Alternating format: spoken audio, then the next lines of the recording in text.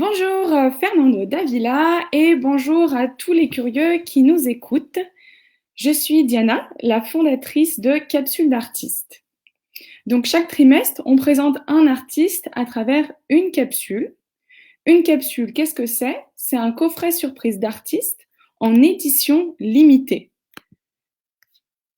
Donc chaque capsule a son propre certificat d'authenticité, est assemblée à la main et se compose de matériaux haut de gamme made in France. En décembre 2019, on a choisi de mettre en lumière l'artiste Fernando Davila. Donc pour revenir un petit peu sur son parcours, Fernando Davila, c'est un plasticien autodidacte qui a fait ses armes dans la rue par le biais du graffiti. Son inspiration, qui est tirée de la bande dessinée, des artistes de la figuration libre et de ses origines espagnoles, lui vaut d'être un peintre interethnique et pluriculturel. Actuellement, il travaille dans la mouvance des artistes latinos tels qu'Elpez, Alex Yanes et Zunchez. Ses œuvres, compositions de formes pures et d'aplats colorés, sont efficaces et sans détour. Fernando était représenté par plusieurs galeries en France comme à l'étranger, où il a rejoint des artistes parmi les plus réputés du mouvement street art. Aujourd'hui, il travaille avec de grands groupes tels que Mediagraphic, Vinci, Neolia et des grands noms du luxe. Au-delà de son activité d'artiste, il a ouvert sa propre galerie, Sans Contrefaçon, en 1996, qui est pour lui l'occasion de promouvoir l'art contemporain et en particulier le graphe. De plus, il est le cofondateur du festival Saphir, un festival de street art à Roche-la-Molière, près de Saint-Étienne, qui accueille une quarantaine d'artistes majeurs chaque année. Il s'implique aussi en tant que commissaire artistique au sein de RG4, qui est une conciergerie et atelier d'artistes. On est très fiers d'avoir pu créer une capsule sur cet artiste qui est passionnant. Cette capsule, donc de Fernando Davila, est en édition limitée à 150 exemplaires.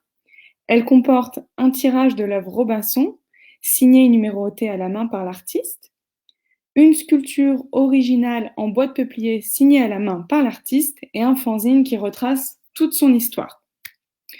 Donc, pour ceux qui n'ont pas encore leur capsule de Fernando Davila, il n'est pas trop tard. Rendez-vous sur notre site web www.capsuleartiste.com. La saison de Fernando Davila se termine pour laisser place à un nouvel artiste qui sera révélé à la fin de ce live. Afin de clôturer donc toute cette capsule qu'on a fait avec Fernando Davila qui a duré un trimestre, on souhaitait encore lui poser quelques questions. Aussi, n'hésitez pas à interagir en laissant des commentaires sous ce live pour poser des questions à Fernando au fur et à mesure. Fernando, tu es avec moi? Alors, une première question. Alors, il faut savoir que j'ai demandé sur Instagram ce qui intéressait plus les gens, ton parcours d'artiste ou ta vision sur le street art. C'était très partagé. On est presque sur du 50-50, mais il y avait plus d'intérêt sur ton parcours. Donc, je vais commencer par là. Donc, oui. Alors, pour démarrer, dans le fanzine, tu m'as dit que toi, tu étais devenu artiste par accident. Est-ce que tu peux nous en dire un peu plus?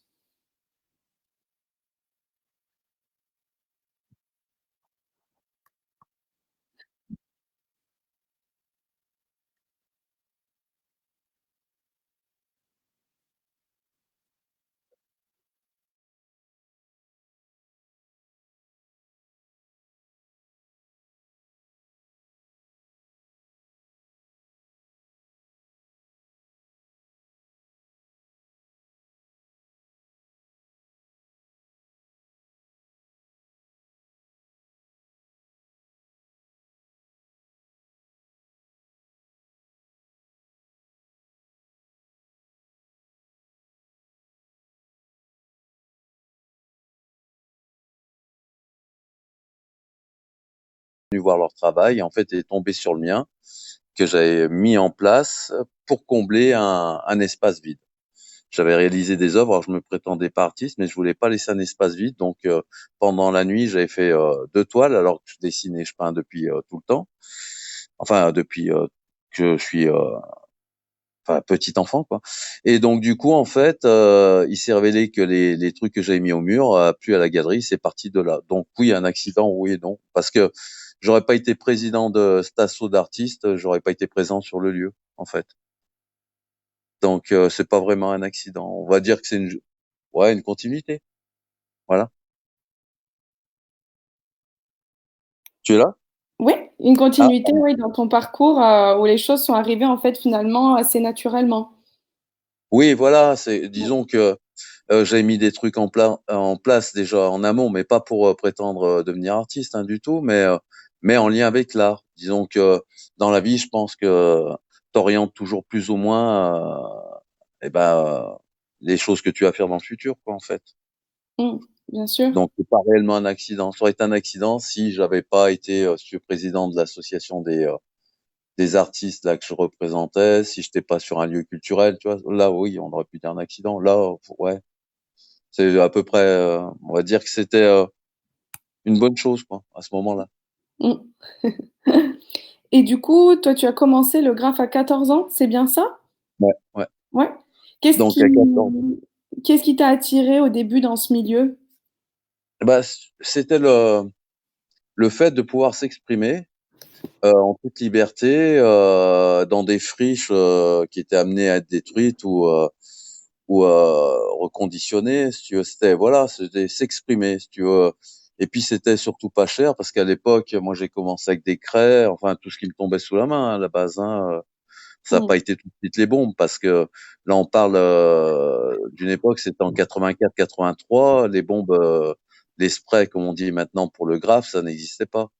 C'était des bombes que tu trouvais dans des enseignes d'accessoires auto ou dans des magasins de bricolage, mais c'était absolument pas fait pour ça, quoi, en fait. D'accord. Donc j'ai commencé avec ce qu'il y avait à l'époque, comme tout le monde, quoi, en fait. Et c'était surtout, je te dis, la liberté de pouvoir eh ben, faire des choses grand format. Parce que quand moi, je te dis, donc je reviens, j'étais issu d'une famille d'ouvriers, on n'a pas, si tu veux, un chevalet dans la cuisine.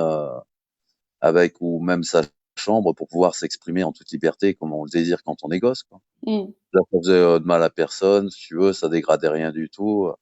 J'ai jamais été trop vandale, tu vois. Donc justement, ce qu'on appelle le tag, ça veut dire de poser des coups de feutre ou de rayer des vitres de métro. Ça n'a jamais été mon truc, tu vois.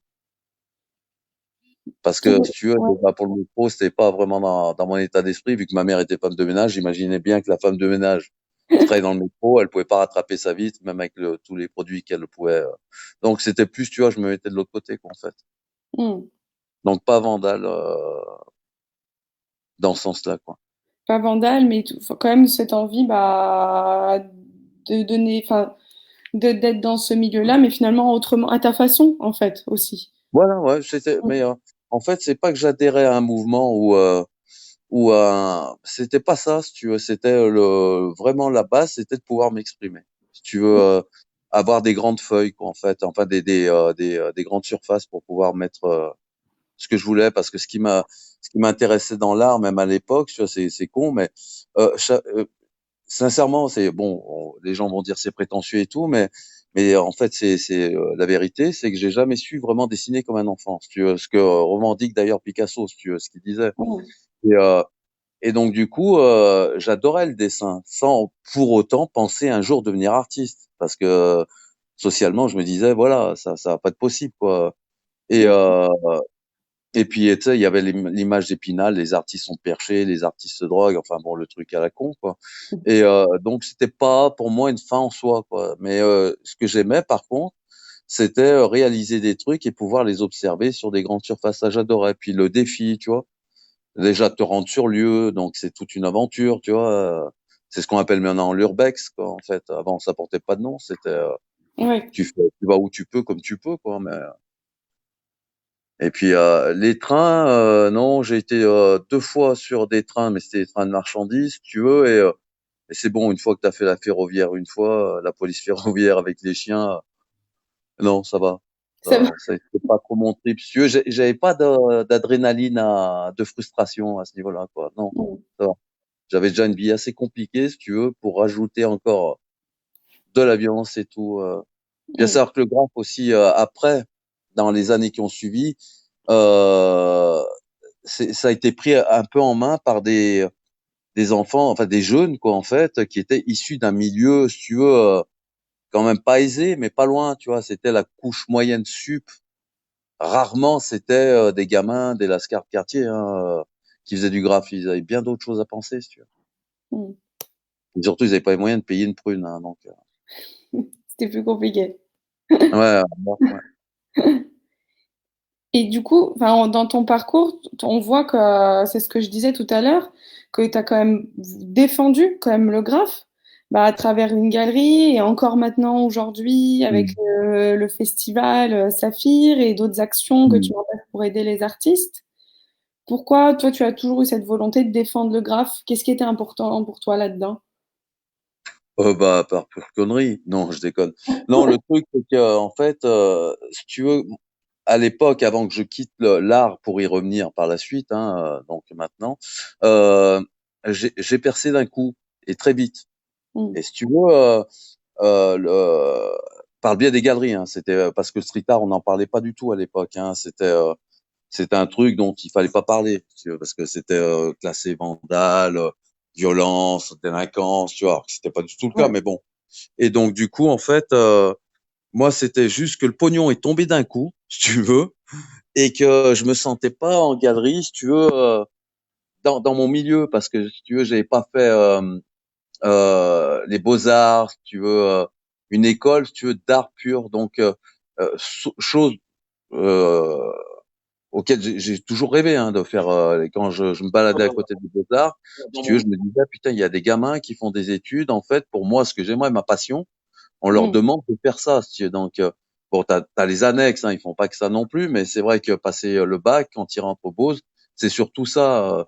Les mémoires, les écrits, c'est plus light hein, aux Beaux-Arts. Donc, et donc, moi, si tu veux, j'ai une, c'est con hein, ce que je vais dire, mais quand le pognon est tombé d'un coup, je me suis dit, putain, ça risque d'être éphémère si tu rends pas la pièce. Tu veux, j'estimais que j'avais énormément de chance et que pour payer, si tu veux, cette chance, eh ben il fallait que je rende, si tu veux, le truc à d'autres, quoi. Tu sais, et puis je me sentais à un moment, si tu veux, et je me suis pris au truc parce que quand j'étais gamin, je me disais putain, si un mec un jour qui voyait comment je dessine, donc pas comme un gamin, si tu veux, comme tous mes profs me disaient, si tu veux, ouais, et qui me prennent en main, je pourrais dessiner, si tu veux, qu'on me demande de dessiner et peut-être en faire un métier réellement, si tu veux, mais c'était un rêve de gosse, quoi. Et quand ouais, j'ai eu les moyens, si tu veux, de créer la galerie et tout ça, eh ben je me suis pris au jeu. J'étais déjà président de pas mal d'assauts, comme je te dis avant, d'art parce que ça mm, m'intéressait, mais que j'osais pas y rentrer, quoi, parce qu'un ouais, peu timide. Et puis putain, c'est difficile aussi. Moi, je voyais les galeries, si tu veux, mais quand j'étais plus jeune, quoi, ado, j'osais pas y rentrer, si tu veux, le délit de sale gueule, tu vois, j'estimais pas avoir le costard pour rentrer là-dedans. J'étais intimidé, quoi. C'était des gens pour moi qui avaient du pognon, la culture, si tu veux, c'était des gens où ma mère faisait le ménage, quoi, si tu veux. C'était les mm, employeurs de ma mère, limite, tu vois. C'était le même, la, qui avaient les mêmes statuts dans la vie. Donc c'était compliqué pour moi. Et quand j'ai eu ma galerie, j'ai voulu faire que m'éclater et en faire une grande fête et en même temps me dédouaner du bonheur que j'avais. Si tu veux. Je le ouais. sentais plus, vu que c'était tombé d'un coup. Et que quand tu es d'un milieu ouvrier, ça tombe jamais d'un coup comme ça. Surtout que j'avais Plus beaucoup de compliqué. pognon, bah, je me sentais redevable. Quoi, voilà, Ouais, redevable. ouais. Et du coup, bah, dans toutes les années qui ont suivi, tu as continué en fait finalement bah, d'aider les artistes bah, avec la Mm. galerie Sans Contrefaçon en 96, Ouais. Mm. qui doit d'ailleurs son nom à la capsule, avec le festival Saphir, avec Mm. RG4 et encore aujourd'hui. Ouais, puis aussi le commissariat. La première expo de la Loire, justement, c'était en 2002 de street art, chose qu'on Mhm. sait pas, hein, même avant Lyon. Et j'étais commissaire général. Ouais, on avait fait venir 300 artistes graffeurs à l'époque en 2002 sur 8 cubes géants que j'avais dessinés et designés. C'était une pièce en fait évolutive, une installation hein, d'art pour le parvis de la cathédrale Saint-Charles qui était inaugurée. Et si tu veux, là, il y avait déjà, c'était le début, c'était les grands noms, Alex One, Popeye et tout. Et si tu veux, je me suis senti de nouveau dans ce mouvement, quoi, Mm. en, en reprenant. Et donc, le fait d'aider les artistes, c'est pas vraiment d'aider les artistes. Je me disais, c'est vrai qu'en France, on n'est pas vraiment bien vu, les artistes. Tu vois, on n'est pas, c'est un peu la cinquième roue du carrosse. On aime bien l'art, mais on va pas trop investir dedans. Si tu es en France, déjà, tu es exposé dans un bar, c'est limite, les gens, ils te demandent de payer pour exposer, tu vois. C'est un truc de fou. Quand, je sais pas, tes chanteurs, les mecs, ils ont des cachets, ils ont l'intermittence, les Ouais. plasticiens en France l'ont pas. Donc, si nous, on se bouge pas le cul, personne ne le fera pour nous, quoi. Mm. Donc, ouais, j'ai un peu ce côté empathique, si tu veux. On dit tout le temps que j'essaye de fédérer. Ouais, ouais, mais ça, j'y peux rien. Je vais pas le changer maintenant. Ouais.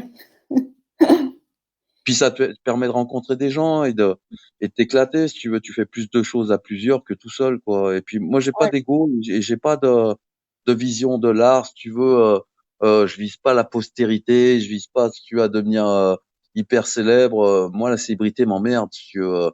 Je comprends parfaitement les gens, si tu veux, qui, attention, moi, je suis pas à leur niveau, hein, mais les stars du showbiz ou du ciné, si tu veux, ça doit être hyper compliqué, si tu veux, leur vie, hein, quoi qu'on en dise, hein, mais ça doit être très très chiant, tu vois.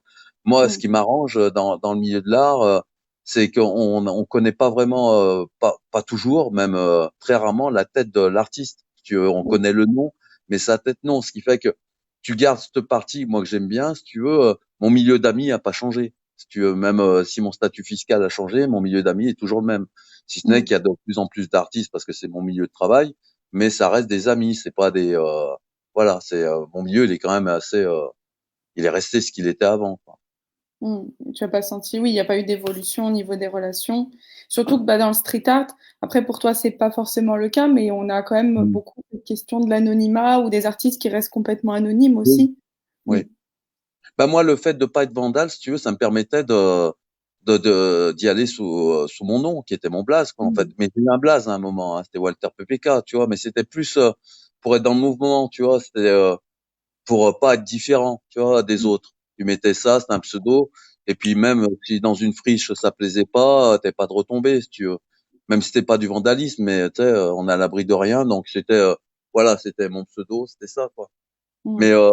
après, quand je suis rentré dans l'art, j'ai pris mon nom de famille, quoi. Oui, Et parce qu'aujourd'hui, c'est c'est ton surtout vrai ça. nom.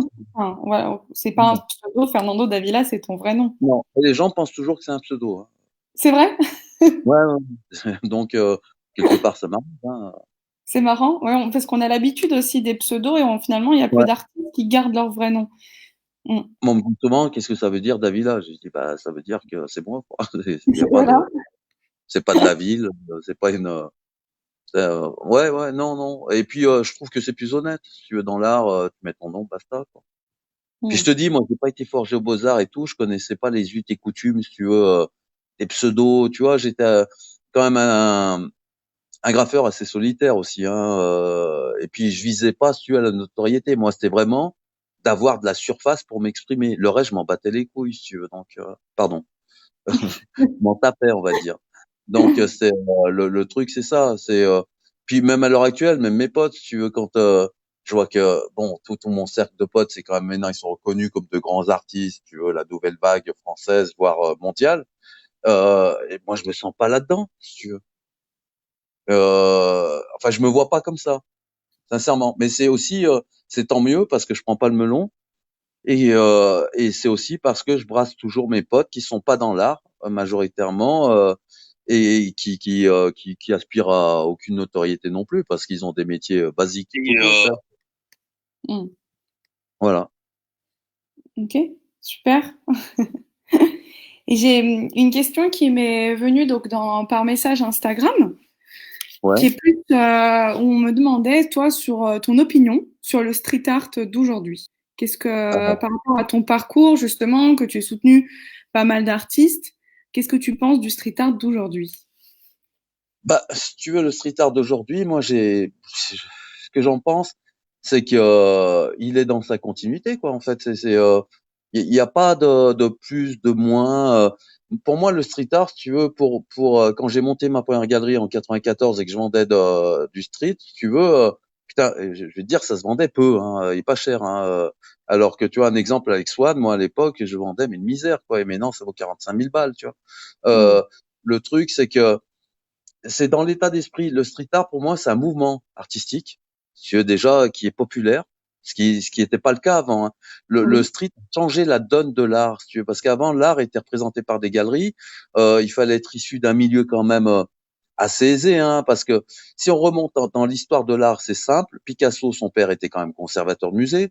Tu regardes Michel-Ange, c'était un noble, proche de la cour. Tous ces grands artistes étaient quand même issus de l'élite, si tu veux, des pays.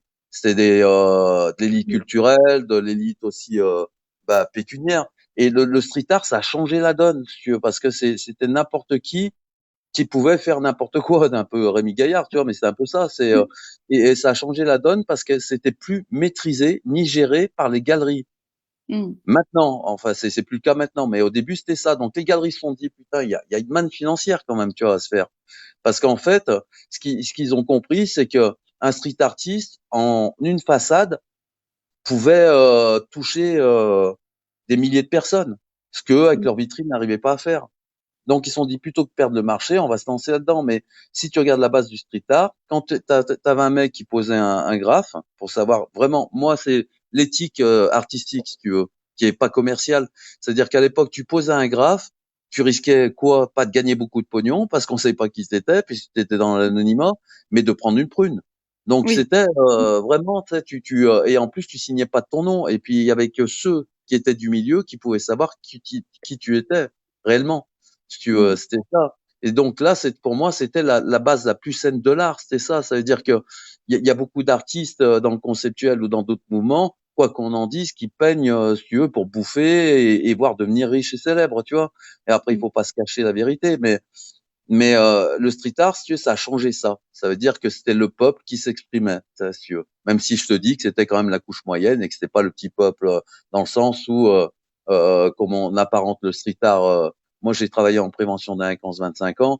Les lascars prennent pas des bombes pour aller graffer sur les murs, hein, sincèrement. C'est vraiment un affect qu'il y a. C'est que les mecs, ils sont inspirés là-dedans. Puis c'est une prise de risque aussi, si tu veux. Donc, après, si tu veux, où ça a changé, c'est dans les années 2000, où le street art est devenu, si tu veux, aussi une sorte de sport. C'est-à-dire que ça marchait plus ou moins, mais en plus, c'est comme si tu allais faire, je sais pas, de la varap avec tes potes, du canyoning, tu vois, et que tu rajoutais une mm, image par-dessus. C'était la base de l'urbex, quoi, en fait. Tu sais, se faire un petit peu des petites montées d'adrénaline, prendre des spots un peu compliqués, tu vois. C'était ça. Donc, ça a modifié. Puis dans le street art, et ce qui arrive pas à comprendre les gens, c'est pas le graffiti, le street art. Le graffiti est euh, une partie du street, voire une base même du street, mais c'est pas le street art. Le street art, c'est toute expression artistique au sein, si tu veux, d'un lieu public, qui est la rue, c'est ça le street art. Mais après, ça peut être du figuratif, ça peut être du conceptuel, ça peut être n'importe quoi, hein. Mais les premiers street artistes, si tu veux, t'as Rodin qui posait des sculptures dans la rue, c'était déjà du street art, mais on a voulu donner un nom à l'américaine par le biais du graffiti, si tu veux. Et le mm. street art existe depuis la nuit des temps, hein. Tu regardes les Homo sapiens ou les Cro-Magnons, ils en faisaient déjà. Donc, Oui, ça date du coup. mais après, c'est le nom qu'on donne, tu sais, pour étiqueter le machin. Mm, Maintenant, oui, ça reste et c'est devenu un mouvement artistique, c'est prépondérant de la fin du 20e au début du 21e, parce que t'as pas une galerie à l'heure actuelle, quoi qu'on en dise, qui a pas, enfin, qui fonctionne. Celle qui marche le mieux en France et en Europe et voire dans le monde, c'est le street art. Parce que c'est devenu un label, une appellation. mm. Donc, c'est un mouvement prépondérant, ouais, ouais, de l'art, mais qui a changé la donne. Et en plus, avec Internet, ça a changé carrément la donne. C'est-à-dire Oui, que même si tu faisais un graphe, maintenant tu fais un graphe dans une grotte ou dans un lieu totalement inaccessible, il suffit que tu prennes une photo, tu la mets sur Insta ou Facebook ou ce que tu veux, Twitter, elle va passer dans le monde entier. Donc la donne a changé. Mais non, je sais pas, je serais street artiste. Moi maintenant, je commencerais le street art. Je grafferais plus les murs à l'extérieur, je grafferais la toile, le net. mm. Je poserais mon empreinte là-dessus parce que ça serait voilà. Et puis ça va s'appeler, je sais pas, après l'Artnet, un truc comme ça. Ça portera un autre nom et ça prendra la place. Mais ça, Il faut être durable. c'est l'histoire de l'art, quoi, en fait. Oui. Dans le fanzine, quand je te demandais d'ailleurs quelle était ta vision du street art, il y Mhm. a des mots qui ont intrigué certains des abonnés à Capsule d'artistes. Mhm. Tu parles du simple graffiti linguistique sauvage à des formes très sophistiquées de représentation figurative. Mhm. Est-ce que Bah, tu peux nous en dire un peu plus parce que ça a intrigué si certaines personnes? on parle du tag. Hmm, Si tu veux, c'est un écrit avec une typo spécifique qui est mise sur un support, tu vois. Voilà, ça c'est le tag parce que c'est une partie aussi du street art le tag. bien sûr. Mais il a plus de vocation vandale, si tu veux, et d'expression, si tu veux, écrite. Et après, t'as le graffiti qui est qui peut être aussi le street artist qui fait du graffiti peut faire du tag et tout. Hein. Il n'y a pas de limite là-dedans. Hein. C'est pas rangé dans des cases. Mais le graffiti, quand on dit un graphe, c'est une composition colorée, si tu veux, picturale. C'est pas un tag. Un tag, c'est un écrit. Un graphe, c'est une composition graphique. C'est la différence.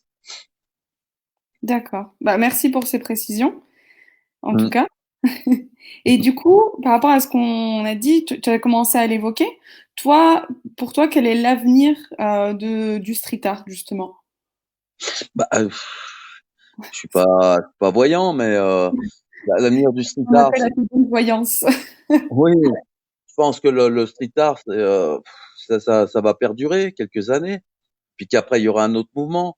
Mais si tu veux, vu que les gens ont compris maintenant que ça fait partie, si tu veux, limite de la culture des villes et des gens, puis il faudrait qu'il y ait un changement culturel, mais total pour que ça soit enrayé. Maintenant, les gens ont l'habitude de voir, si tu veux, l'art sur les murs. C'est rentré dans les mœurs dans le monde entier. Donc, bien sûr, ça va perdurer. Après, qu'est-ce qui va changer? Bah, je pense les techniques. Maintenant, il y a déjà des imprimantes qui se mettent sur des bâtiments, qui peuvent te faire des repros de. C'est la technique qui va évoluer. Puis après, peut-être qu'on changera le nom du street art, même si ça en a encore, sur un autre pour relancer la machine, si tu veux, parce que voilà, c'est tout. Mais je pense pas, si tu veux, comme tout mouvement, après, si tu veux, c'est l'air du temps qui fait en art, si tu veux, parce que les artistes, nous, on est sensibles à quoi? À notre environnement, quoi. Donc, et surtout à la technologie, les nouvelles technologies. Quand moi j'ai commencé au début des années 90 à me servir des feutres, je vais citer la marque Posca. Euh, Là, on n'est pas sur une antenne télé, donc j'ai pas besoin de dire Molotov Bon. et Senelli, mais je le dis. Donc du coup, c'était Posca qui tenait le marché. Quand j'utilisais ça, on disait de moi que j'étais pas un peintre, si tu veux, sur toile, parce que j'utilisais des feutres.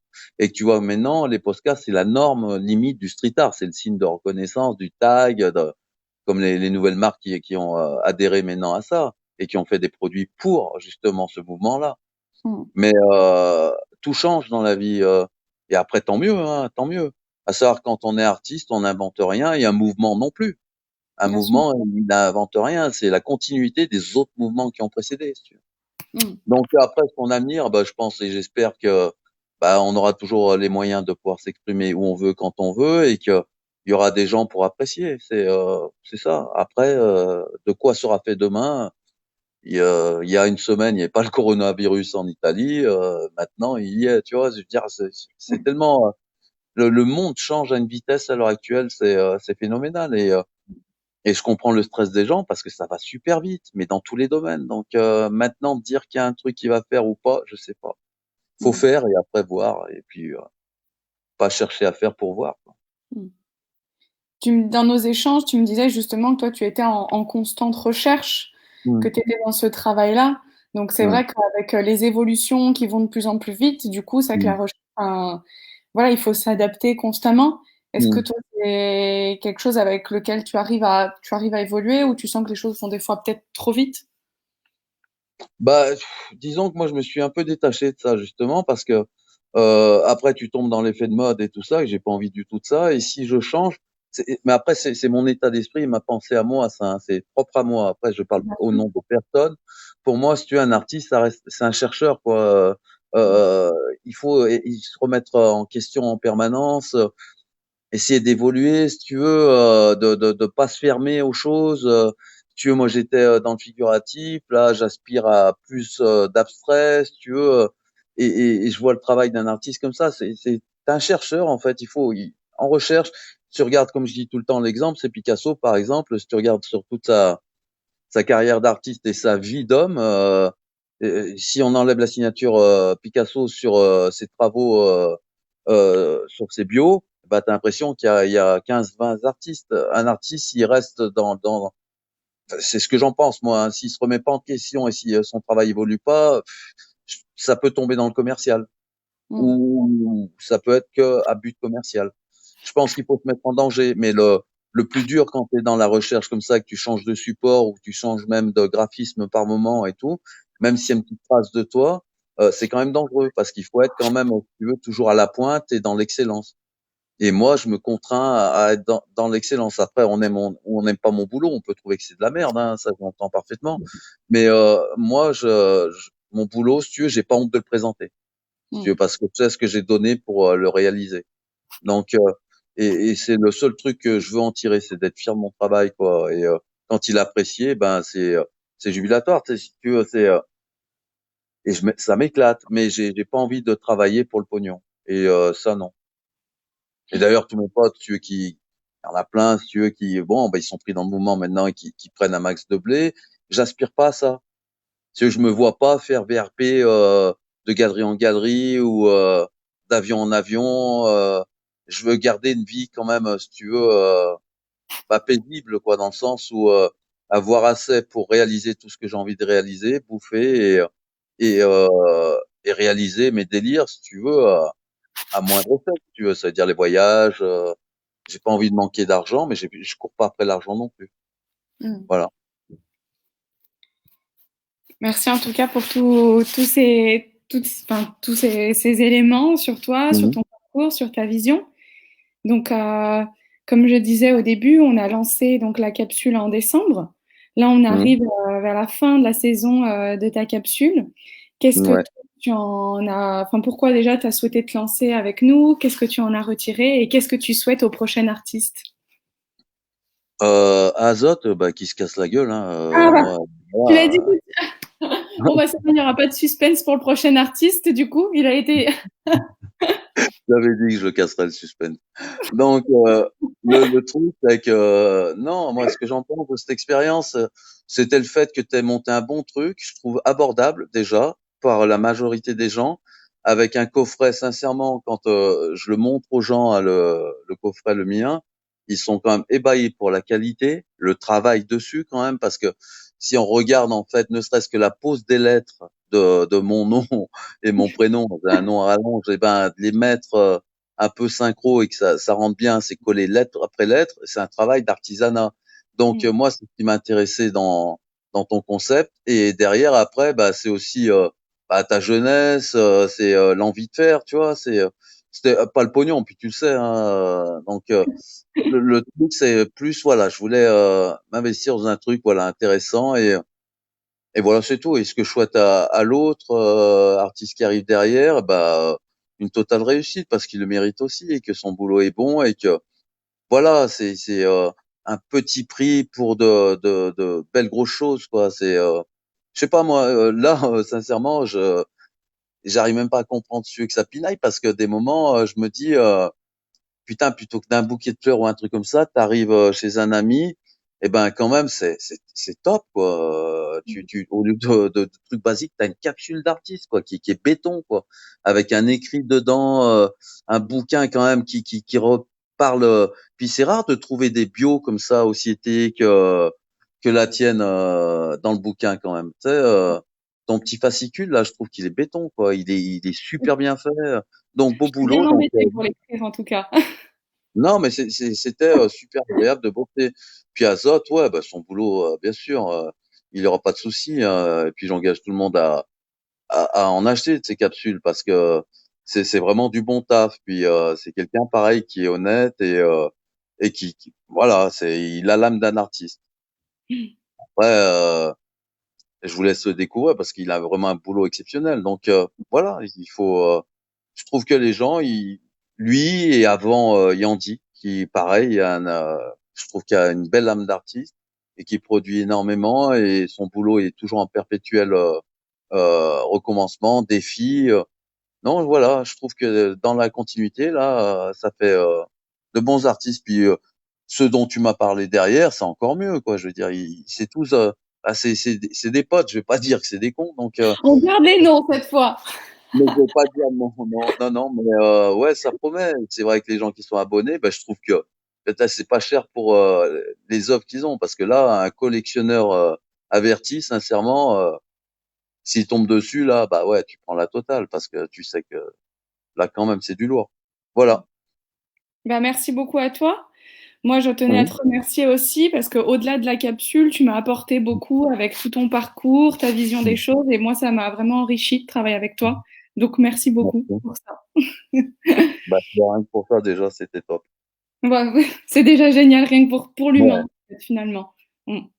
Donc, moi, c'est vrai que je fais attention à travailler avec des artistes aussi Mhm. dont j'aime le travail, mais aussi des personnes que j'apprécie humainement.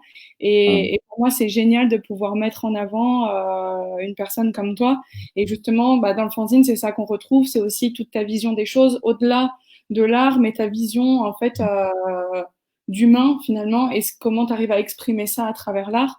Et je trouve ça chouette parce qu'on n'a pas besoin, finalement, comme tu dis au départ, de plein de compétences, de plein de choses pour comprendre l'art. On a juste besoin de se connecter à soi et aux émotions qu'on ressent. Donc, merci pour Les tout. autres, c'est accepter aussi la différence et pouvoir la regarder, quoi. Ouais, On la complètement. nier. Et puis bah là, tu peux balancer donc qui sait, hein, s'ils ont pas entendu, le prochain. Ouais. Il Bah, vient du de coup, m'envoyer un message en plus, hein, il m'a dit l'événement a quand même été dit 2 fois. ouais, Alors, en tout cas, pour ceux qui n'ont pas encore leur capsule de Fernando Davila ou même qui n'ont pas encore la première capsule de Yandy Graffer, mhm, il faut savoir qu'il n'est pas trop tard, qu'il en reste sur le ouais, site, donc sur www.capsuledartiste.com. On nous retrouve facilement d'habitude. Et pour ceux qui n'auraient pas entendu qui est le prochain artiste, je vais dire 3 indices avant, mais voilà. Donc le prochain artiste, c'est un artiste qui est autodidacte, mhm, qu'on remarque par ses couleurs et mhm, qui a été un des premiers à représenter Greta Thunberg. mhm.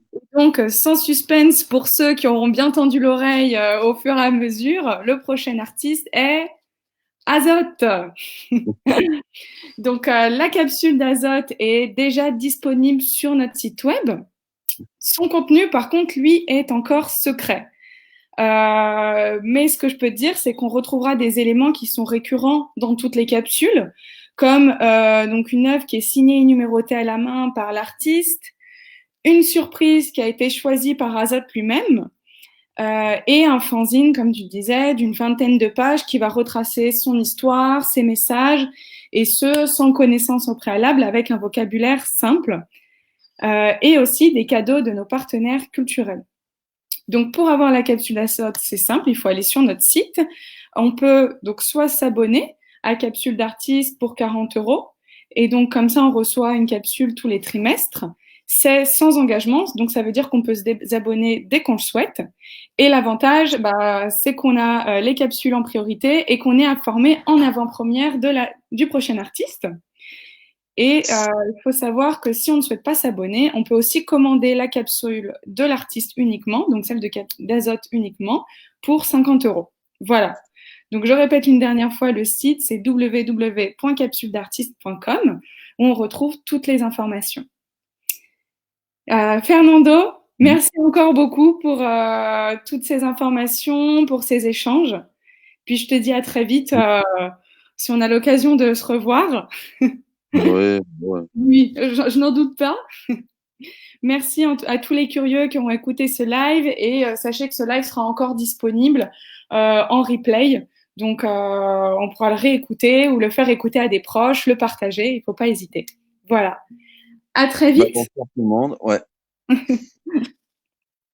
Et voilà. Merci à toi et puis à bientôt. Allez, ouais. Au revoir. Au revoir.